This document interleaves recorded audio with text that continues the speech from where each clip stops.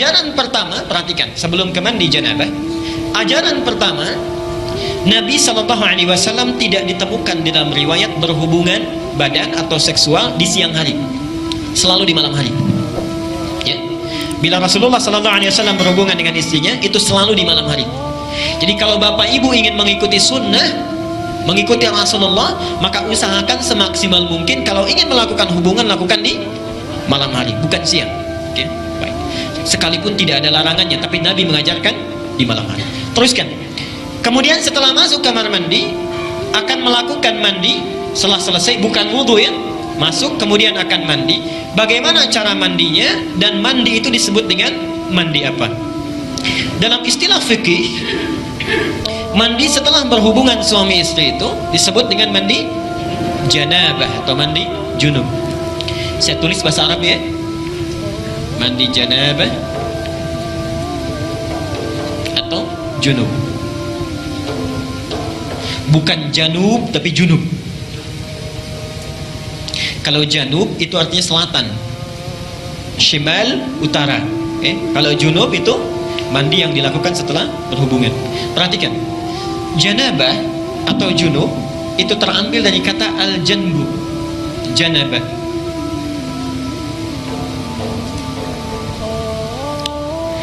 Yang berarti sisi, satu bagian atau pinggir tertentu. Sisi, satu bagian atau pinggir tertentu. Karena itu orang Arab kalau mengatakan saya di satu sisi, kamu di sisi yang lain, ana fi hadzal janib wa anta fi janibin akhar. Jelas ya? Satu bagian tertentu. Kalau ini ingin dijamakkan, maka jamaknya menjadi junub atau jawanib. Jelas ya? Sifatnya disebut dengan janabah. Jelas sampai sini? Baik. Kenapa mandi itu disebut dengan mandi janabah?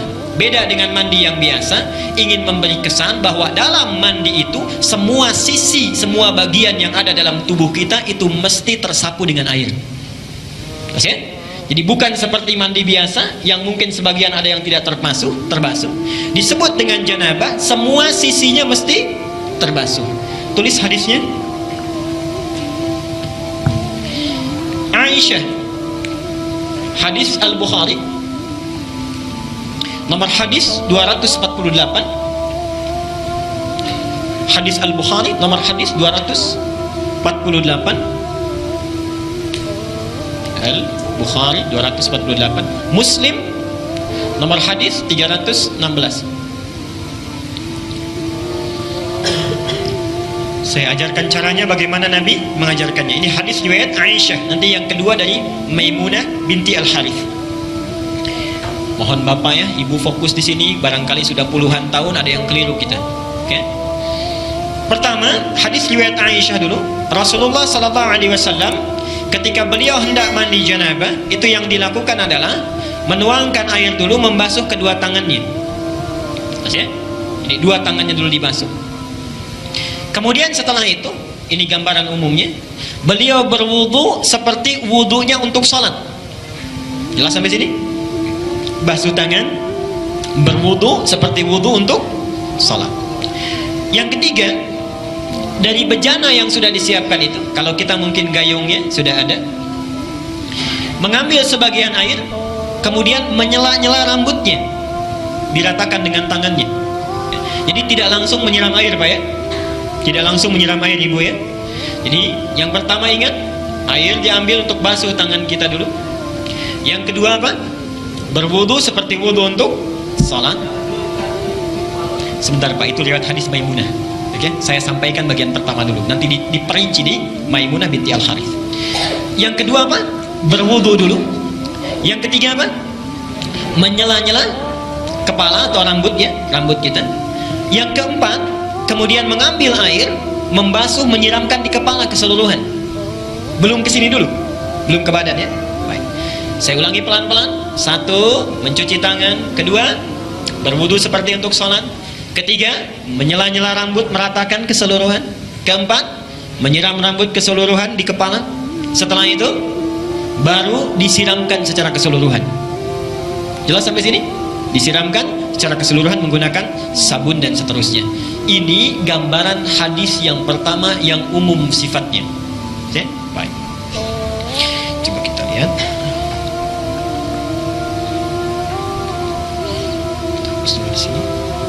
Sekarang kita lihat bagian yang kedua. Ini riwayat siapa tadi? Aisyah radhiyallahu anha. Sekarang Nabi SAW ketika tinggal di rumah Maimunah, okay, kemudian setelah itu berhubungan dengan Maimunah binti Al-Harith, salah satu istri beliau. Kemudian Nabi SAW melakukan mandi janabat saat itu. Hadisnya diriwayatkan oleh Maimunah dari Abdullah bin Abbas. Abdullah bin Abbas di Al-Bukhari nomor hadis 265. Perhatikan. Sebentar, saya menyimpang dulu pelan-pelan. Ibu masih ingat Bapak kisah Ibnu Abbas itu? Anaknya usia berapa tahun? Baik, silahkan cek pertemuan kita yang lalu, hadis Abu Daud nomor hadis 1365 itu ya. Ibnu Abbas dalam usia 4-5 tahun itu memaksa ingin tinggal di rumah bibinya Maimunah. Jadi Maimunah ini bibinya Ibnu Abbas. Tinggal di sana, ingin melihat bagaimana sifat bangunnya Nabi dari tidurnya sampai tahajud. Saya pernah terangkan ini ya. Ibnu Abbas memperhatikan itu, berdiri di depan kamar Nabi, diperhatikan bagaimana kira-kira Nabi bangun tidurnya. Sampai kemudian tahajud, diajak beliau untuk menunaikan tahajud. Ternyata tidak berhenti sampai di situ.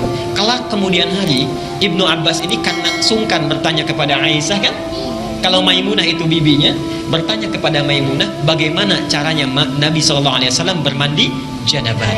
Disinilah muncul bagian yang kedua yang lebih terperinci. Satu, kata Maimunah, Nabi SAW bila hendak beliau bermandi janabat, perhatikan, satu, mengambil air dengan tangannya, okay? Lalu kemudian mencuci kemaluannya dengan tangan kirinya, okay? Nah, kalau Bapak tadi sampaikan, kalau ingin cari referensinya, itu bukan riwayat yang Aisyah, tapi riwayat Maimunah binti Al-Harith. Ini bagian yang pertama. Yang kedua, hampir mirip dengan yang tadi, menyela-nyela bagian rambutnya, okay? Bagi perempuan ada dua cara. Boleh diikat, dikepang, karena Maimunah itu juga pernah diikat, dikepang. Langsung bertanya pada Rasulullah, ya Rasulullah, apakah saat mandi perlu aku uraikan rambutku? Kata Rasulullah, tidak perlu, cukup kamu guyur semuanya itu, dan bila telah merata sah mandimu. Jelas ya? Baik. Kemudian setelah diratakan, lebih baik kemudian bisa diuraikan. Setelah itu selesai, kemudian diguyur, selesai sampai sini, baru kemudian berwudu seperti wudu layaknya sholat. Tapi kaki belum dibasuh. Kaki belum dibasuh. Saya ulangi, ambil air, basuh kemaluan dengan tangan apa? Kiri. Setelah itu menyela-nyela kepala. Setelah itu ambil air, kan? Basuh, baik siram, berwudu seperti layaknya wudu akan sholat, tapi kaki kita belum dibasuh. Jadi cuma sampai telinga ya. Baik. Setelah itu siramkan secara keseluruhan. Terakhir setelah selesai baru cuci kaki. Jelas sampai sini? Nah, ini bisa ditemukan di Al-Bukhari nomor hadis 265. Nah, dari sinilah kemudian ulama menggabungkan kedua hadis ini, dibuatlah susunan yang lebih lengkap. Pas ya? Baik, jadi dari yang pertama kalau kita gabungkan dua hadis ini, pertama mengambil air, cuci tangan dulu, riwayat Aisyahnya. Setelah tangan dicuci kemudian mencuci kemaluan. Setelah itu selesai, ada yang terlewat tadi, kalau di zaman Nabi setelah mencuci kemaluan dibasuh dengan air, lalu Nabi menepuk-tepukan ke tanah atau ke tembok ya. Itu maksudnya menghilangkan barangkali sebagian kuman-kuman yang masih menempel. Sifat tanah kan bisa menghilangkan, karena dulu belum ada sabun seperti sekarang. Kalau Bapak ingin ikut, Ibu ingin ikut sunnah Nabi, ikuti dengan cara yang cerdas. Jangan setelah dibasuh tempel-tempelkan ke tembok ini. Cukup pakai sabun, dicuci dengan sabun. Saya ulangi dari awal, tangan dibasuh dulu, basuh kemaluan, kemudian cuci dengan sabun. Setelah itu sela-sela kan, baik ya, sela-sela, basuh kepala keseluruhan, berwudu seperti layaknya untuk sholat sampai kakinya, satukan sampai kakinya. Baru setelah itu dibasuh secara keseluruhan, mandi dengan rapi. Kalau sudah dilakukan, tidak perlu wudu lagi. Ya, tidak perlu wudu lagi. Ada sahabat bertanya, ya Rasulullah, apakah saya perlu setelah mandi janabat itu berwudu kembali? Kata Nabi, harus seperti mandi apa lagi untuk membersihkan? Bahasanya metafor, harus seperti mandi apa lagi? Artinya setelah wudu setelah mandi tidak perlu wudu lagi. Jelas sampai sini? Baik. Kalau sudah jelas, kita berhenti dulu di sini, kita diskusi dulu. Nanti bila ada tidak ada pertanyaan, kita bahas 5 sampai 10 menit sampai keluar kamar mandi. Kalau ada pertanyaan barangkali kita bisa uraikan atau dalami dulu. Silakan, Pak. Dari depan dulu. Ibu yang ada ingin bertanya nanti silahkan. Setelah itu dari belakang. Setelah ini kalau ada yang ingin dituliskan silahkan disampaikan ke depan. Silakan, Pak. Assalamualaikum warahmatullahi wabarakatuh. Ustaz, mau bertanya sedikit aja Ustaz. Kalau seandainya kita pas wudhu itu, selesai wudhu kemudian batal gitu, kemudian kita wudhu lagi atau langsung meneruskan mandinya itu sampai dengan selesai, nanti kalau mau sholat baru wudhu lagi.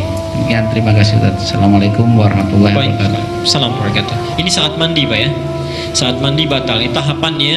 Jadi kalau kita ambil urutannya, setelah kemudian kita mengguyur kemudian berwudu, dalam proses itu batal misalnya, apa yang perlu dilakukan? Baik, kita telah ketahui bahwa hal-hal ada yang membatalkan wudu yang telah kita ketahui bersama. Saat itu batal maka diulangi dari awal untuk berwudunya saja. Untuk berwudunya saja, karena kita masuk kepada tahapan wudu ya.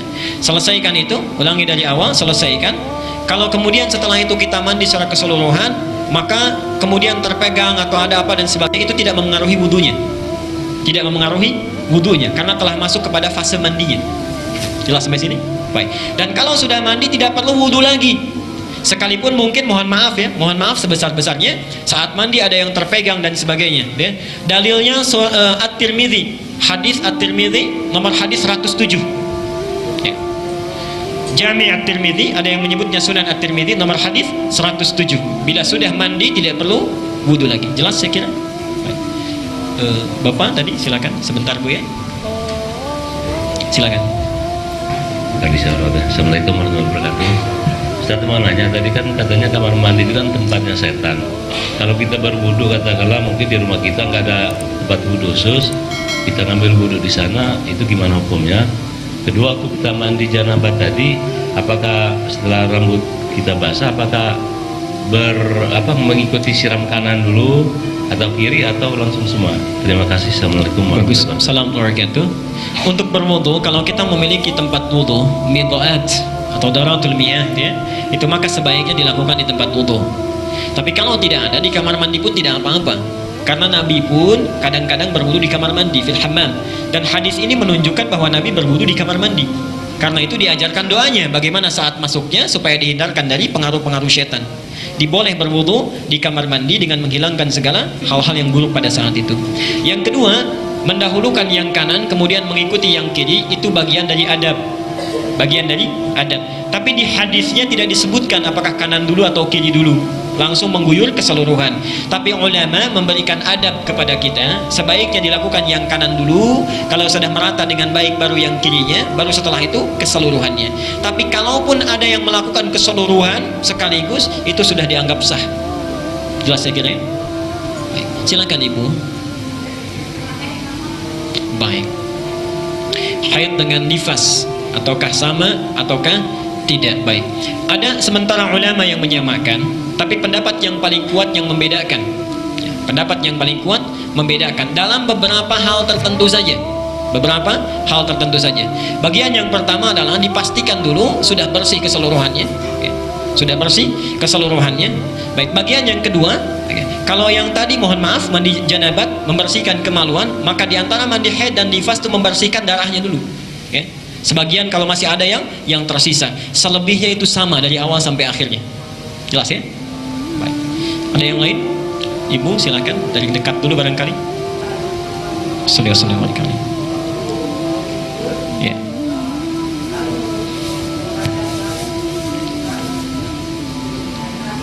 Ya.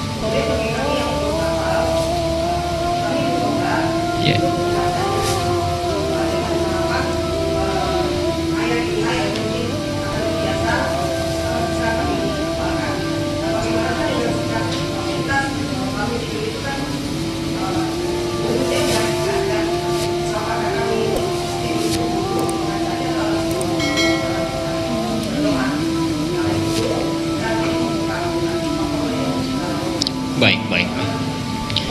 Ibu bagus Bu ya pertanyaannya.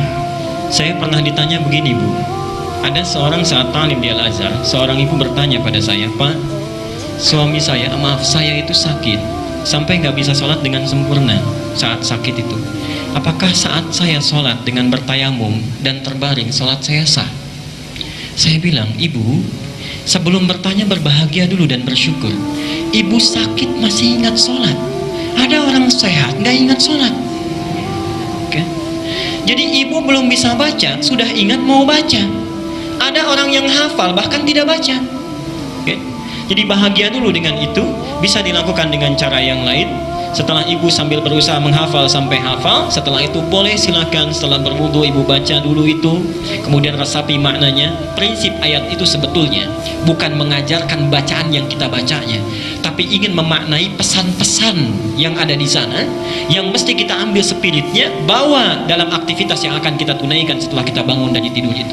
Itu maksudnya. Jadi kita dipaksa untuk mengingat setiap bangun tidur. Jangan sampai dari mulai bangun itu ada satu aktivitas tidak diniatkan karena Allah. Itu maksudnya. Kadang-kadang manusia kan suka lupa. Oke? Baik. Itu saya kira. Silakan Ibu dari belakang tadi. Silakan.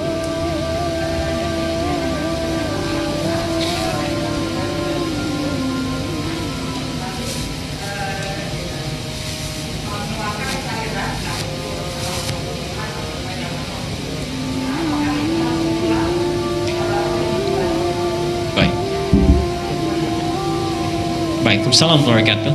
Ini baik pertanyaannya. Baik, mari kita lihat dulu. Cairan ini kan ada macam-macam ya.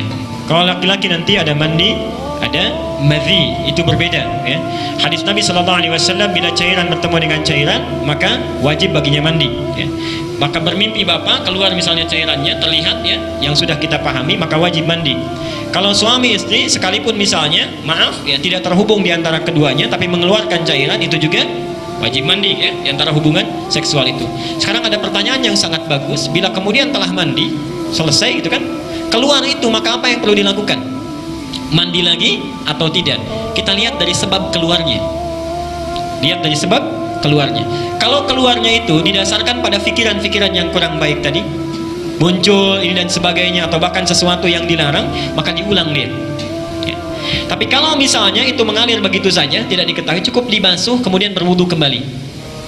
Cukup dibasuh, berwudu kembali. Dan pendapat kedua itu yang paling baik. Jelas ya, saya kira. Baik. Silakan Pak.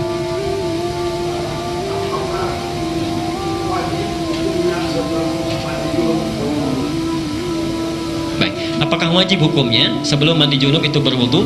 Para ulama berselisih pendapat di sini, tapi pendapat yang paling kuat hukumnya tidak wajib. Dan sah sekalipun dia tidak berwudu, mandinya tetap sah.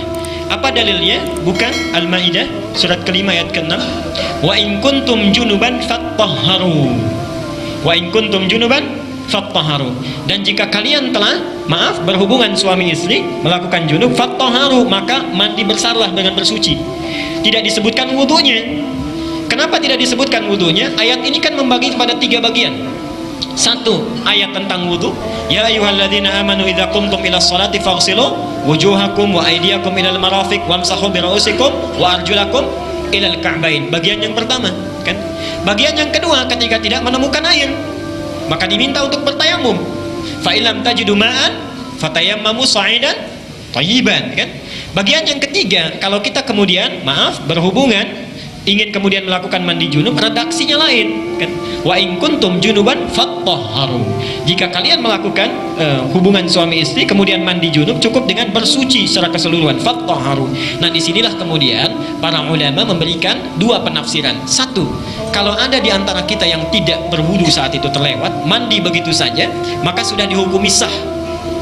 Maka dihukumi sah, tidak perlu diulang. Tapi yang paling sempurna dan terbaik adalah mengikuti sunnah Nabi dengan berwudu terlebih dahulu. Itu sepakat ulama di situ. Saya kira jelas. Silakan Ibu. Assalamualaikum warahmatullahi wabarakatuh. Ya.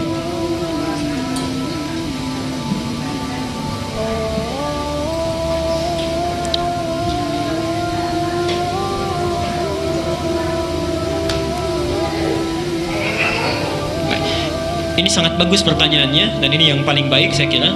apakah kalau bangun dari tidur setelah berhubungan masih tetap membaca ayat Quran 10 ayat terakhir Ali Imran atau tidak?